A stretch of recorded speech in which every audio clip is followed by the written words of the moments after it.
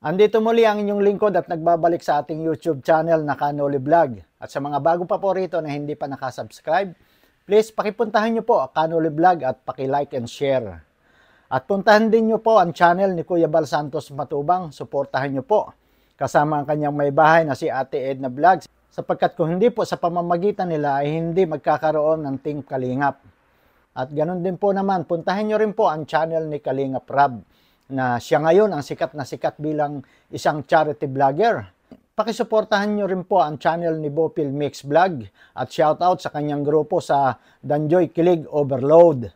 Ganon din naman si Bobby TV 143. Puntahan nyo rin po ang kanyang channel at pakisuportahan. At shoutout sa mga kasamahan ko dyan sa Danjoy Founders. Mag-alis tayo ng stress sa panonood natin ng mga love team ni Kalingap Rab. Another kilig na naman ang binigay sa atin ng Danjoy Love Team. Kaya samahan nyo po ako mga kadanjoy. Bigyan natin ng reaksyon ang nakakakilig na naganap na naman sa episode 10. Pansinin natin nung sinundo na ni Kalingap Dan ito si Joy Diwata habang naghihintay si Joy Diwata. Sa gilid ng karsada, ito na si Kalingap Dan. At pagtigil agad ng sasakyan ni Kalingap Dan, agad bumaba siya upang ipagbukas ng pinto si Joy Diwata. Ganon ka-gentleman ni Kalingap Dan. Talagang aalalayan niya si Joy Diwata. At pansinin ninyo, pagbaba ni Kalingap Dan at nakita niya si Joy, iba yung mga ngiti ni Kalingap Dan. Kakaibang ngiti eh. Noong pagtingin ni Joy Diwata kay Kalingap Dan, andun din yung kakaibang ngiti. Ito yung mapapansin natin na parang yung kanilang ngitian na may nararamdaman sila sa isa't isa. Sa bagay, kay Kalingap Dan ay hindi naman may tatanggi na talaga namang siya ay may tama, tinamaan ni Cupido ang kanyang puso para kay Joy Diwata. Kasi wala pa namang love team. Ito, bibigyan natin ng punto. Bakit ko nasasabi na meron talagang gusto si Kalingap Dan kay Joy Diwata? At di ba naman, nung wala pang love team, nung pumunta ng Boracay si Kalingap Dan, bumili ng crop top para sa kanyang special someone. At sino yung special someone? Nung nagkaroon ng love team, nung pang ilang episode ba yun, mga kadanjoy dyan, ay binanggit na ni Kalingap Dan kung sino ang kanyang special someone. Inamin niya na ang kanyang special someone ay si Joy Diwata. So, isipin natin, wala pang love team noon, si Kalingap Dan ay may binanggit na niyang meron siyang special someone. Sa mga lalaki, pagka ikaw may sinabi kang merong special someone, ang ibig sabihin noon, meron kang nagugustuhan talaga. Lalo't ikaw ay binata, meron kang nagugustuhan na isang dalaga. So, nung binanggit, nung sinabi yon ni Kalingap Dan, wala pa ang love team. Kung hindi man nabuo ang love team ng Danjoy, meron pa rin siyang special someone. At yun ay si Joy Diwata. So, ipinakikita lang natin dito, na sa akin, hindi lang sa harap ng camera na si Dan ay may gusto. So, hindi rin natin alam kung ano rin naman ang feelings ni Joy Diwata o ano ang nararamdaman niya para kay Dan. Pero, sa mga ngiti ni Joy Diwata, dito nga, nung nakita niya si Kalingap Dan na bumaba sa sakyan, andon ang ngiti ni Joy Diwata na hindi yung isang kaibigan lang ang kanyang nakita eh. Kasi kung nakita mo lang ang kaibigan mo, isang ngiti lang, okay na. Pero iba yung mga ngiti yan hanggang sa malapit ng sumakay o pumasok sa loob ng sasakyan, andun pa rin yung ngiti ni Joy Diwata at tumingin pa sa mga mata ni Kalingap Dan. Pero sa isang banda, hindi rin naman masama na magkaroon ng boyfriend si Joy Diwata habang nag-aaral. Nasa pagdadala rin naman yan eh. At tingin din naman natin mga kadanjoy na si Joy Diwata ay napakabuting bata. At hindi niya basta susuwayin ang mga payo o pangarap ng kanyang magulang. Sapagkat ito naman ay pangarap niya rin ni Joy Diwata sapagkat naranasan nila kung gaano kahirap ang buhay. At tingin ko kay Joy Diwata, hindi niya aaksayahin ang ganitong pagkakataon, ang ganitong nararanasan na niya ngayon na kaalawanan, di ba? Sa buhay, makikita naman natin, dahil maraming mga nagbibigay tulong para kay Joy Diwata at gumaan ang buhay nila compare noong mga una-unang nakita sila ni Kalingap Rab. At ito napansin ni Kalingap Dan para kay Joy Diwata. Ang sabi ni Kalingap Dan, hindi ka nakikitaan ng stress, parang blooming ka ngayon. Bakit kaya? Inspired ka ba? Yan ang sabi ni Kalingap Dan. Ano sagot ni Joy Diwata? Sumagot, oo. At kay Nino, kay Kalingap Dan. At ang kabutihan talaga nito, makikita natin ang kabaitan ni Kalingap Dan. Ano? Tinanong niya si Joy Diwata na kanino ka inspired? At ang sabi nga ay sa'yo. Pero alam niyo pa, sabi ni Kalingap Dan, so sinabi niya rito na inspired ka sa akin kalahati at siyempre yung kalahati ay sa mama mo. So hindi inangkin ni Kalingap Dan na binuo. Siya ay buong inspirasyon ni Joy, kundi andun din yung kalahati sa kanyang mama. Di ba nakita natin yung suporta talaga ni Kalingap Dan? Napakagaling mo, Kalingap Dan. Grabe. Saan ka pa? Kaya, Joy Diwata, hindi ka nagkakamali na makakita ng isang lalaki na karapat-dapat sa'yo. At iyan, si Kalingap Dan. Support ako dyan. At may naganap pa na sumpaan dito sa dalawang ito. Na walang iwanan. Grabe na to. Grabe na kayo Talagang pinakikilog nyo na ng husto itong mga makadanjoy. At ito doon sa naganap na sumpahan nila. No?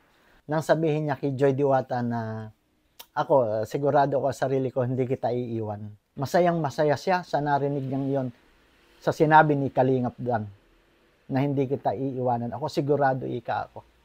Kaya ganun din naman ika si Joy. Kaya nagkaroon sila ng sumpaan at kami ang mga witnesses. Kaming mga naririto, nanonood mga kadanjoy. Kaya dalangin natin na hindi lang sa pagiging magkaibigan at lumalim pa. Kung kayo mga kadanjoy ang tatanungin, mga ilang porsyento na kaya sa tingin nyo na ito meron talagang ligawan na nagaganap? Na hindi lang sinasabi nila na wala to, content lang to po, sa love team lang to. Pero sa hindi natin nakikita sa likod ng camera, nakakapag-isip ba kayo na talagang merong nagaganap na ligawan? Ako para sa akin, sa tingin ko, 60% ako meron Nasa 60% ako. Kasi naman, para sa akin nga binata si Kalingap Dan, wala namang girlfriend. Si Joy Diwata, ando naman, wala namang boyfriend. Hindi malayo na magkakahulugan sila ng loob. Madedevelop ang isa't isa. Kasi lalo na't ikaw ay mapagmahal. Hindi mo makita sila yung mga suplado, suplada, kababait naman. Kita sa pagmumukha nila, sa kanilang ngiti. Alam nyo, makikita minsan nyo yung ugali ng isang tao sa kanilang, yung expression ng kanilang mukha. Si Kalingap Dan, nakikita nyo naman, yung ngiti niya lagi parang napakabait. Diba? Tapos, marahil, pag nakilala natin, talagang mabait. Kasi hindi natin maibigay na 100% yung natin na isip natin na talaga napakabait sapagkat sa napapanood lang naman natin sila sa YouTube. Pero marami naman nagsasabi na nagpapatunay na mga kasama nila na naroroon na laging kasama na talagang napakabait nila si Kalingap Dan at saka si Joy Diwata. Kaya naman sila talaga ay bagay na bagay sa isa't isa. Ito pa isang pangyayari na tayo ay mapapaisip na naman mga kadanjoy. Sapagkat dito nga sa kanilang usapan na nakakakilig na sinabi niyang iyon, nagkaroon na sila ng ngitian, ng tawanan, ng bungis-ngisan, hanggang sa bigla nga in-slow-mo yung camera kay Jello Mags. Ano ba yun? Lalo na po yung mga ngiti ni Kalingap Dan na halos abot hanggang tainga. Nangingitaan doon.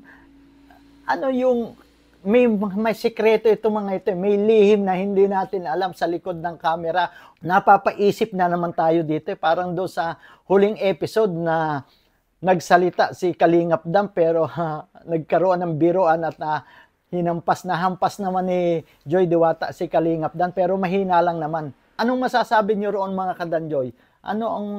Bakit ganun ang kanilang reaksyon ni Joy Diwata, ni Kalingap Dan na grabe ang tawanan? Meron silang ligawan marahil na nagaganap ewan ko lang.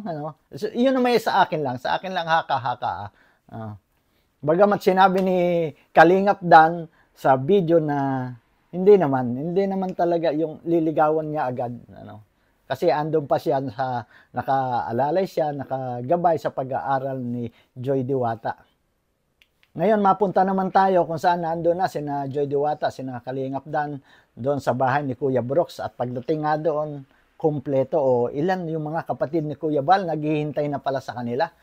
At ang isang nakita ko roon, kapansin-pansin para sa akin ay si kapatid ni Kuya Bal, si Kalingap Jonah, talaga hindi niya napigilan na nakasimple siya, binibidyohan niya si Joy Diwata. andon palibasa may kasikatan na talaga itong ating prinsesa ng Kalingap na si Joy Diwata. Kaya naman andon yung mga kapatid ni Kuya Bal na naka-ready sa pagtanggap nila kay Joy Diwata. Naka-ready bilang isang matubang, magiging matubang. Shout out mga kadanjoy ko dyan. Kasi nga sabi ni Kuya Bal, matubang na ito.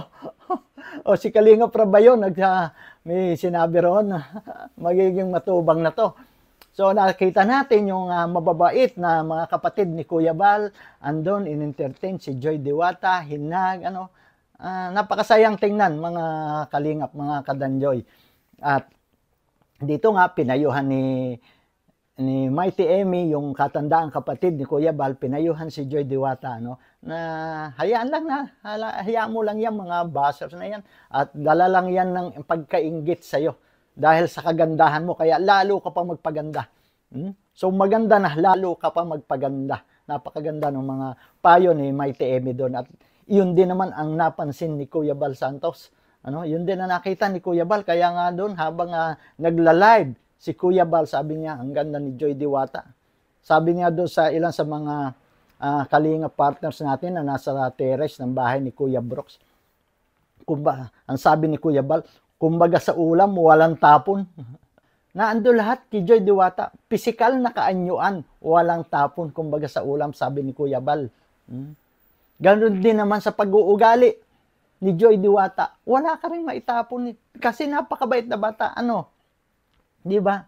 Kaya napakaswerte mo rin, Kalingap Dan. Pag napasa kamay mo, si Joy Diwata. Napakabait. Wala kang mga itapon. At lalo na raw pag makita nyo sa personal si Joy Diwata. Kaya nga sabi ni Kuya Bal, kung ako sa iyo, Kalingap Dan, magdadala na rin ako ng banig. Pag pumunta sa kanila, magdala na rin ng banig. Tulad ng advice niya kay Edo. Huwag nang pakawalan, ibig sabihin ni Kuya Bal. So lahat kay Joy, walang maitapon. Panglabas at pangloob na kaanyuan, walang maitapon kay Joy Diwata. Nakalabas na sila. Natanong naman ni Kalingap na ano masasabi mo, Joy Diwata? Mabait naman ika nila. Yun nga lang, nahihiya ako. Wala akong masabi, tahimik.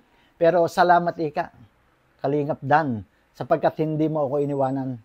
Hindi iniwanan ni Kalingap Dan si Joy Diwata. Andoon nakasuporta, laging nasa tabi, nakaalalay.